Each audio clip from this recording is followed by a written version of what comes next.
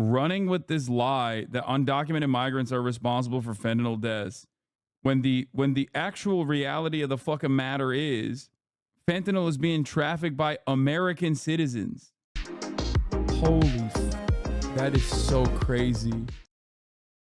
Detailing new evidence about Donald Trump's efforts to overturn the 2020 election. It's part of Special Counsel Jack Smith's case for why the former president is not immune from prosecution.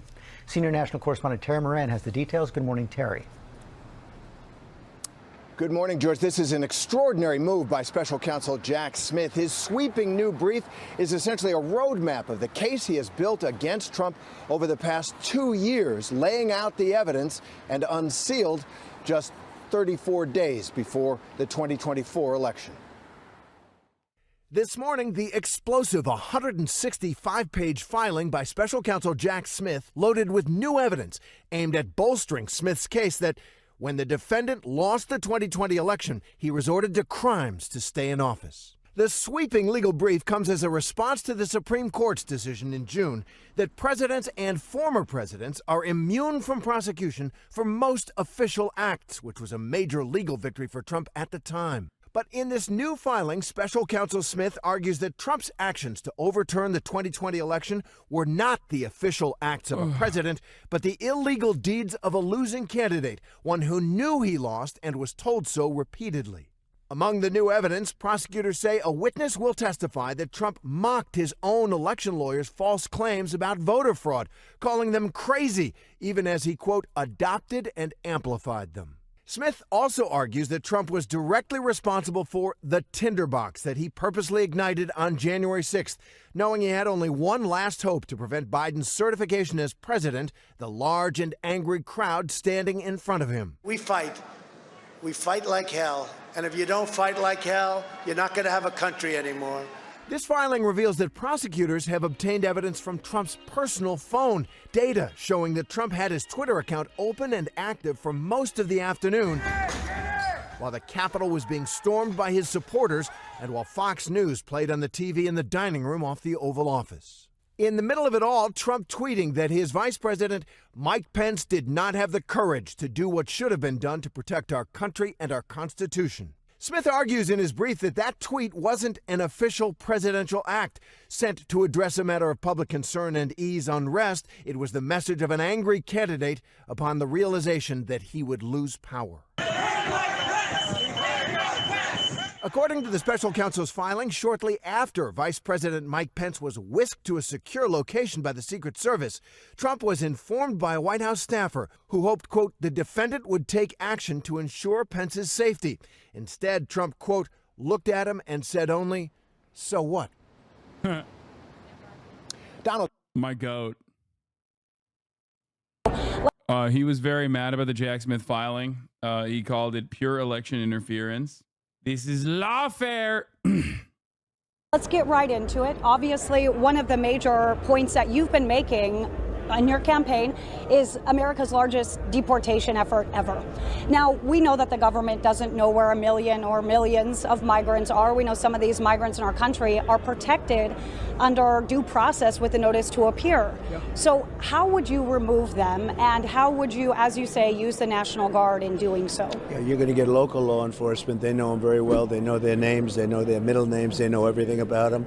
The local police and the local officers and all local law enforcement in their community, they know everybody. They know the good ones, the bad ones. They know everything about them. And they're going to get them, and they're going to get them out. We have murderers in our country. We have drug dealers in our country. If you look at what Venezuela has sent, but it's not just South America, it's all over the world. They're coming in from Africa. They're coming in from the Congo. They're coming in from all parts of South America. But you know what? Less South America than people think. We have people coming in from the Middle East at numbers we've never seen. They're coming in from Asia. And it's not sustainable by us or by any country. And many of these people are up for murder. You know, they took out 13,099 people were released. The other day, it was just released as information, I guess from Border Patrol. I don't know who did it. Nobody knows who did it, but the official stats, it was never released before. Over 13,000 murderers, many of them with multiple murders, and they're now in our country. We have the drug dealers, the biggest drug dealers. We have terrorists. We have everybody. Like we're a dumping ground. They have to be removed. It's not sustainable by anybody. We're going to be working with the local police and local law enforcement. They know everything. They know things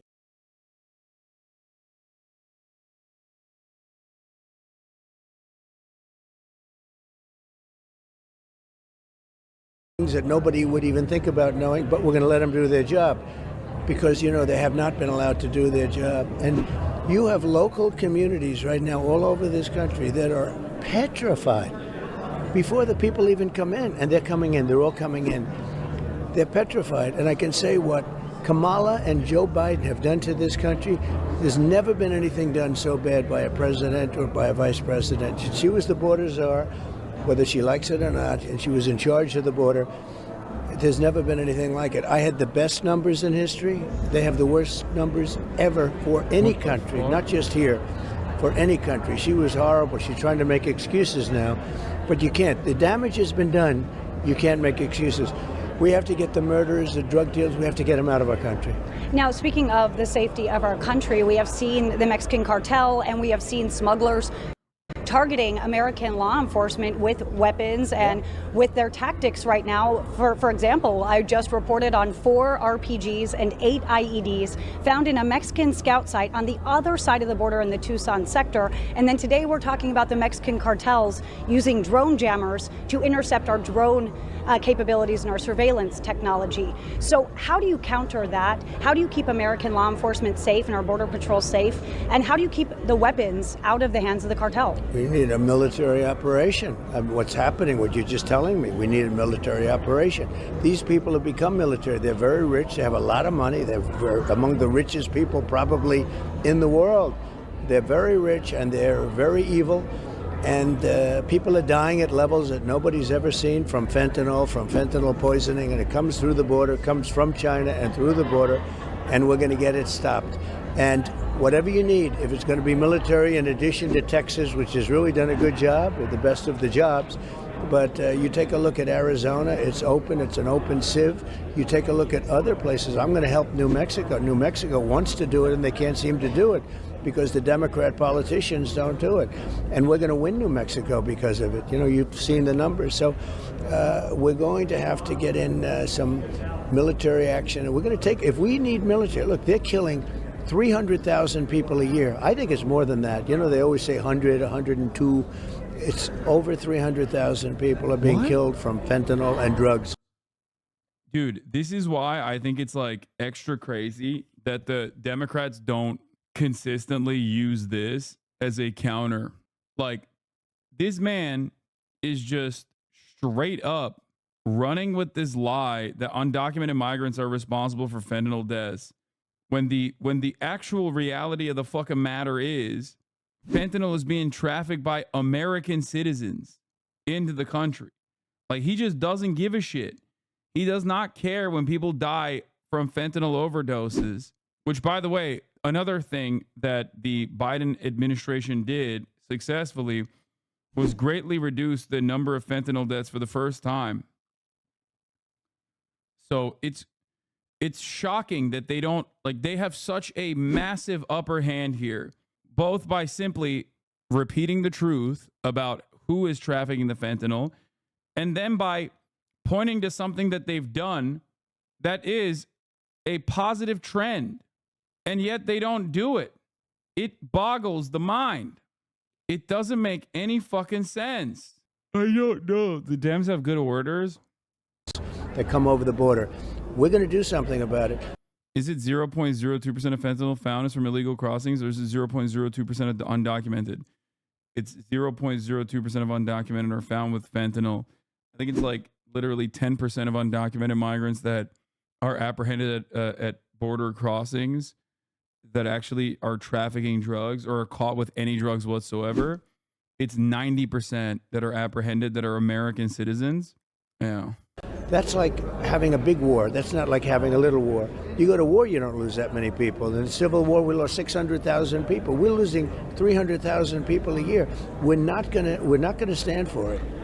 Now, when it comes to the situation at Washington, D.C. today, I'd be negligent as a reporter if I didn't ask you about this, Mr. President. Obviously, we know that special...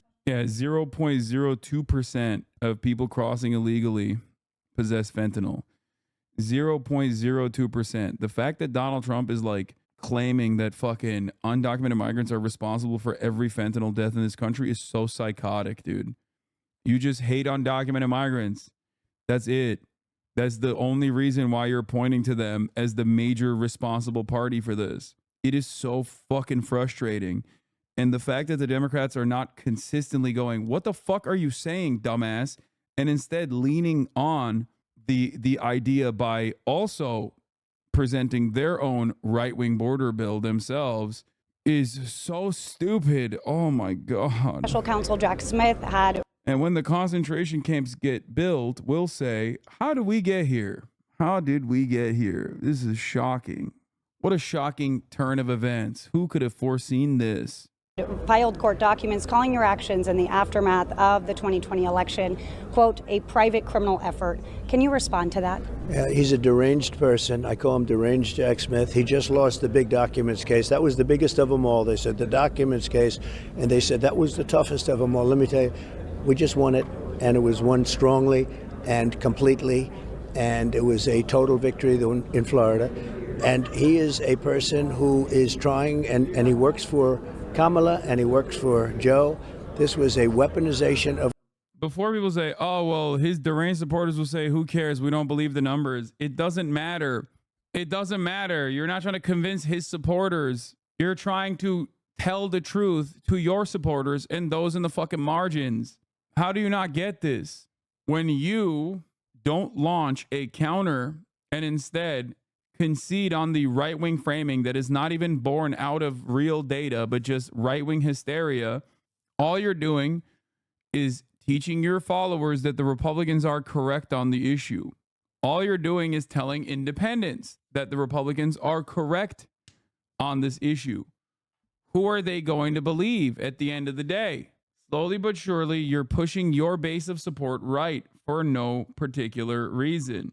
Of government, and that's why it was released 30 days before the election. And it's nothing new in there, by the way, nothing new. They rigged the election. I didn't rig the election. They rigged the election. What they do is they rig the election, and then they go around getting people and persecuting people and prosecuting people that did nothing wrong. They rigged the election. These are crooked people. Deranged Jack Smith is a prosecutor who was put there in order to screw up the election for the Republican Party. The people know it. I know it, everybody knows it, and it's not going to happen. They should have never allowed the information to come before the public, but they did that because they want to hurt you with the election. Now, so far, and you know we've had great victories, but so far, what has happened is if you take a look at what they've done, the public doesn't buy it, and my poll numbers have gone up instead of down. It's pure election interference to get an incompetent person like Kamala. She's grossly incompetent. She's more incompetent than Biden to get these people elected. And the voters, they get it. They've read it, they get it. And it's already come out. Every single channel is calling it election interference. Ready? They rigged the election. The election was rigged. I didn't rig it, they did. Now you talk about voters, and obviously that's the biggest part right now, right? Getting these voters. You're going back to Butler, Pennsylvania, July 13th. Obviously, a gunman tried to take your life, Mr. President. Going back there this weekend, what kind of feelings, emotions? The number that needs to be checked isn't what percentage of immigrants smuggle fent. It is what percentage of fent is from immigrants. Do you think that the 0.02% of undocumented migrants that are apprehended at the border crossings with fentanyl are responsible for 90%? Like, you think it's the one undocumented migrant that's like bringing in all the fent? Is that what you think? Actually, like, is that how you think numbers work? 88% of all fentanyl smuggled across the border is smuggled by American citizens. And you think like 2 migrants actually brought in, tens of thousands of kilos? That's what you think? All the Americans, they just had like pocket fent. They had like a little bit of baby fent, the 88%. They had baby fent, just a little bit, just a little powder. And then these 2 undocumented migrants are responsible for all of it. That's a genuinely, like, do you guys understand? This is the problem. Okay. When people who have reactionary framing on these issues are met with the reality, they have to literally get to QAnon style conspiracies. Like they have to deny basic math. They have to deny how a normal supply chain and how that would normally work, like how logistics would work. They have to hallucinate an alternative reality. It's that simple. When you are on the side of the truth, if you were on the side of the truth in this matter, Democrats are not, it would be that easy to disparage right-wing framing. It would be that easy to just be like, what are you even saying? And yet they don't even do that. Mexicans are hard workers. 0.02% is more capable than supplying 90% of the fentanyl. Yeah. Does that elicit? And are you worried about safety, security concerns here this weekend? Well, I'm always worried. I think that the White House isn't treating us very good. I get crowds that are 10 times bigger than anybody else, 20 times bigger than anybody else, and we're entitled to security. The White House makes it very difficult. We had something in Wisconsin last week. We would have had 60,000 people, but they couldn't provide us with the security. So we went from 60,000 people to a much smaller effort, and we had 40 or 50,000 people standing outside wanting to get into a little auditorium. No, it's very unfair the way we've been treated, and they have treated us pretty unfairly, I think. And we have to get better security, and it's really being led more so by the White House than anybody else. I mean, I have a lot of respect for Secret Service. I think they're doing a good job, but they're only allowed to do what the White House is letting them do. Now, I have to tell you that recently, and it was very interesting, they just approved more money for the Secret Service, and it was unanimous. It's the first unanimous vote I can remember in Congress. The Democrats voted for it too. So they want to see safety. Everybody wants to see safety. I'm going back to Butler because I feel I have an obligation to go back to Butler. We never finished what we were supposed to do. And I said that day when I was shot, I said, we're coming back. We're going to come back. And I'm fulfilling a promise. I'm fulfilling really an obligation. Can I take you back to the border really quick? Is that okay? Sure, Talking about safety, we've seen a record number of terrorists come across the border. Yeah. People with flags on the terrorist watch list. Southern border, northern border, it's happening. How do you prevent them from coming in, from stepping on U.S. soil? You know, you don't have a crystal ball. Some of these people that are let in, they're vetted. That commit crimes later. How do you prevent them from even getting here in the first place? They're vetted and they're criminals, and we're letting people in without any vetting. They're not even vetting. They're not even asking who these people are, where they're from, what country. They're just letting them walk through open borders. What you do is... Oh, all of this is, I mean, every part of this is a straight up fucking lie, okay? Every part of this.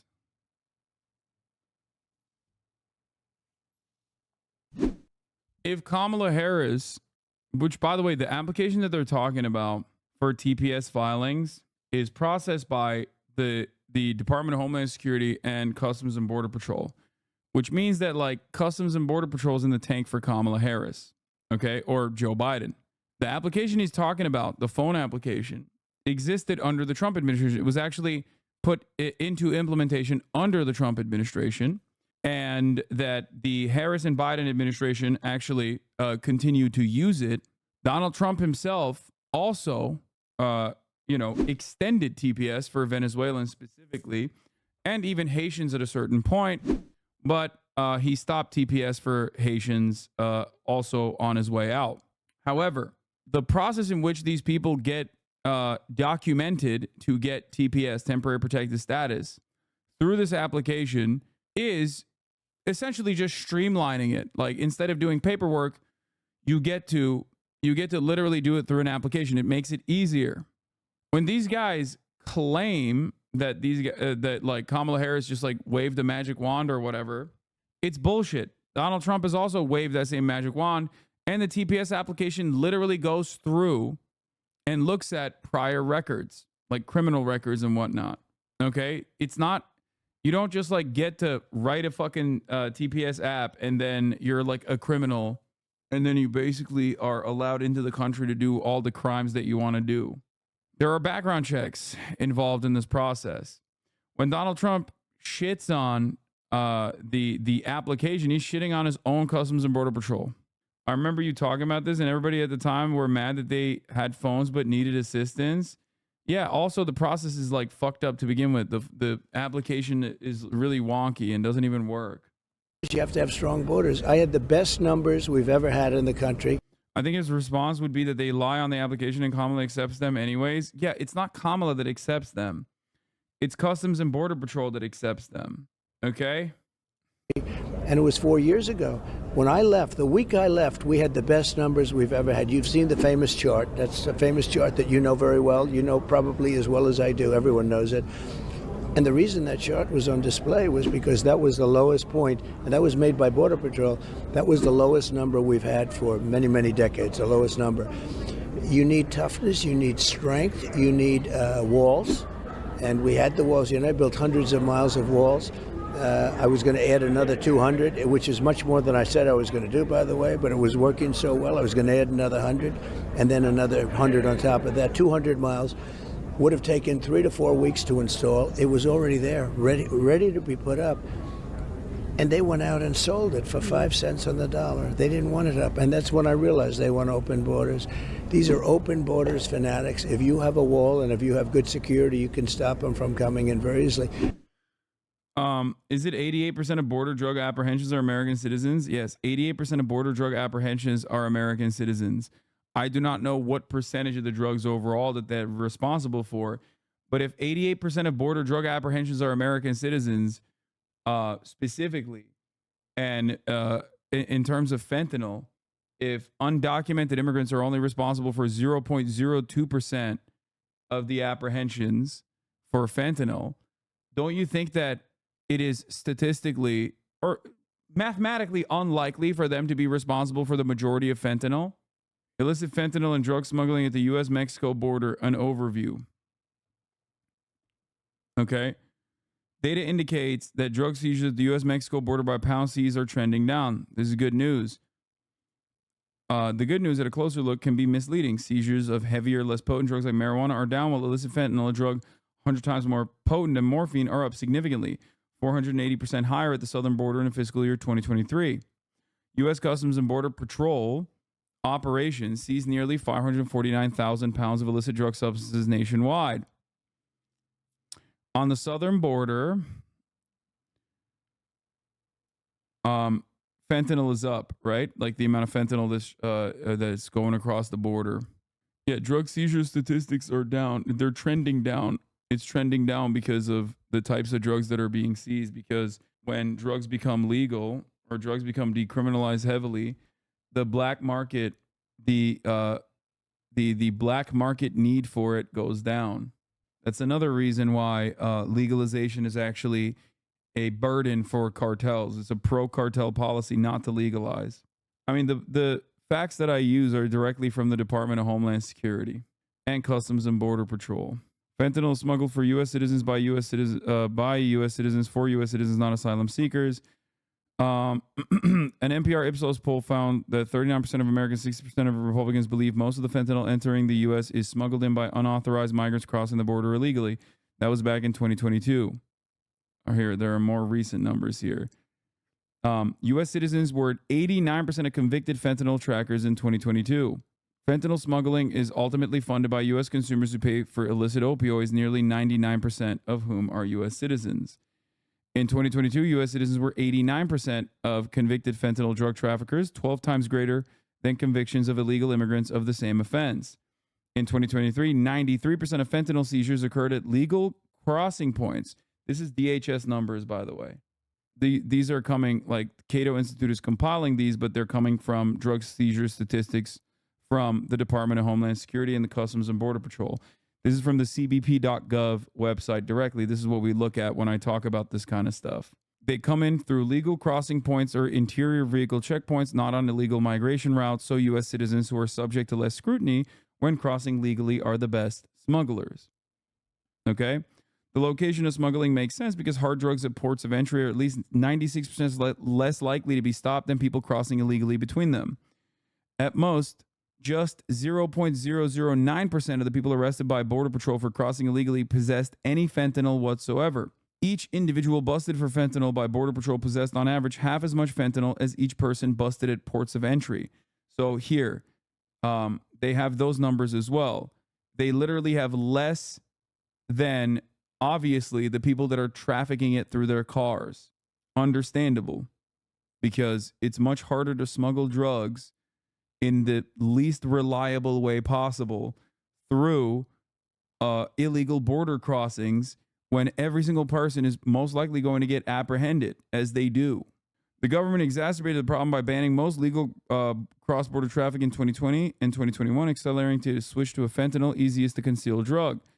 During the travel restrictions, fentanyl seizures at ports quadrupled from fiscal year 2019 to 2021. Fentanyl went from a third of combined heroin and fentanyl seizures to over 90%. Annual deaths from fentanyl nearly doubled from 2019 to 2021 after the government banned most travel and asylum. It is monstrous that tens of thousands of people are dying unnecessarily every year from fentanyl. Fentanyl is primarily trafficked by U.S. citizens. U.S. Sentencing Commission publishes data on all federal convictions, which includes demographic information on individuals convicted of fentanyl trafficking. Figure 1 shows the citizenship status of fentanyl traffickers from 2018 to 2022. Every year, U.S. citizens receive the most convictions by far. In 2022, U.S. citizens accounted for 89% of fentanyl trafficking convictions compared to just 8.9% for illegal immigrants. Look at that. Illegal non-citizens, 7.3%. Legal resident, 3.5%. U.S. citizen, 88.6%. Why is the question you might be asking yourself? Because who is less likely to be stopped? What is the easiest way to traffic drugs across the border? Is it easier to chop up a car and stash it in your vehicle, a vehicle that is operated by an American citizen who will be subject to less scrutiny at the regular ports of entry? Or is it, in your mind, easier to smuggle it with the least reliable method of delivery, thousands of fucking abuelas crossing the goddamn border? If you think it's easier to smuggle fentanyl in your ass, then one must ask the question, why isn't Amazon using this much more reliable delivery mechanism? Those fools, they use UPS, they use FedEx, they use these big trucks. They use these big trucks filled to the brim with boxes when they could have just been randomly giving it to random people to run around in. If you consider that to be the most efficient form of logistics, then how can these multi-billion dollars corporations not recognize that they're just losing out there? The answer is children. That's right. The answer is children. Children make the best drug mules, okay? The children both yearn for the mines and need a job, a steady income, and they can get that from the cartels. And they also are they're very good at trafficking drugs. They're real go-getters. That's how they do it. Indeed, this appears to be the case for even the most high-profile cases. Aaron Reichland Melnick for the American Immigration Council analyzed every Customs and Border Protection press release mentioning fentanyl over a 6-month period and found just 3% involved illegal immigrants. This means that the agency itself believes the most important smugglers are U.S. citizens. And yet, for some reason, nobody seems to be considering this reality. And the communication around this matters. That is precisely the reason why, when you poll people in the American public, majorities of the American public think undocumented immigrants are responsible for the overwhelming majority of fentanyl deaths. Donald Trump lies about this fact all the time. If you are genuinely interested in solving the problem of fentanyl deaths, your focus should be on treating addiction as a disease and not as a crime, legalizing to the best of your ability, offering, safe needle programs and things of that nature, while simultaneously communicating to the American public that fentanyl is not being trafficked by undocumented migrants, and it's simply being used as a talking point. Safe injection sites are a really successful way to do it. Who's paying you to hide the truth? No, it's Canada. Okay, chatter. U.S. citizens account for most fentanyl trafficking convictions is not surprising given the location of fentanyl border seizures. In 2023, 93% of fentanyl border seizures occurred at legal border crossings and interior vehicle checkpoints, and 91% of drug seizures at checkpoints are from U.S. citizens, only 4% by potentially removable immigrants. In 2022 so far, the Border Patrol agents who were not at vehicle checkpoints accounted for just 7% of fentanyl seizures near the border. Of that 7%, CBP has testified the majority was seized from vehicle stops, again, usually from U.S. citizens. Since it is easier for U.S. citizens to cross legally than non-citizens, it makes sense for fentanyl producers to hire U.S. citizen smugglers. Okay? When they say removable, potentially removable immigrants, they're talking about undocumented immigrants, not documented legal permanent residents, for example. The DEA reports that criminal organizations exploit major highway routes for transportation, and the most common method employed involves smuggling illicit drugs through U.S. ports of entry in passenger vehicles with concealed compartments or commingled with legitimate goods on tractor trailers. It's so weird. It is so weird to me that such an obvious reality. We have this notion that this glaringly obvious reality is just not true.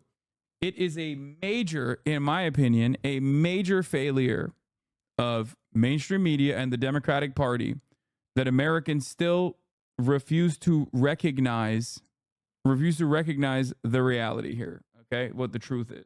If American citizens are responsible for, let's say, 99% of the rapes, and undocumented migrants are responsible for 1% of the rapes in the United States of America, and you are running an anti-rape campaign, and you say, we got to solve the rape crisis in this country by deporting migrants, you are not a serious person. You don't care about rape at all. You just want to deport migrants. Okay? What the fuck? Ay, ay, ay. The people crossing illegally through the land border are trying to survive the geographical conditions that care about smuggling shit. Also, aren't most illegal citizens people who flew and stayed? Yes. That's the other side of the story, is that the majority of undocumented migrants that are currently on U.S. soil are visa overstayers, 52%. Anyway, how do we get here? This is the charts that I get to every day. How is it that I have to repeat myself every single day? It's because no one else is doing it. It's because the Democratic Party is not doing it. The wall really worked. The wall, I built hundreds of miles. It worked. And we were adding to it. And after we... By the way, think about how fucking easy it is for Trump to just repeat this lie. And think about how much time it took for me to show you the truth without any sort of mainstream media outlet also consistently correcting the record on this matter. It becomes a futile effort at this point. So futile that even in this community, there are still people who consider themselves to be progressive who are duped by this lie and try to check me on it. I assumed that they were going to throw it up. Would have taken them 3 weeks, and you would have had a really secure border. And they ended up, really, a lot of it, they sold for 5 cents on the dollar. Think of that one. And some of that, Governor Greg Abbott actually ended up with, I believe, to build his own wall. Now, Tren de Aragua, that is a Venezuelan gang that is compared to the Mexican cartels, a very violent... Okay, I can't do this anymore. God damn, dude. Holy shit.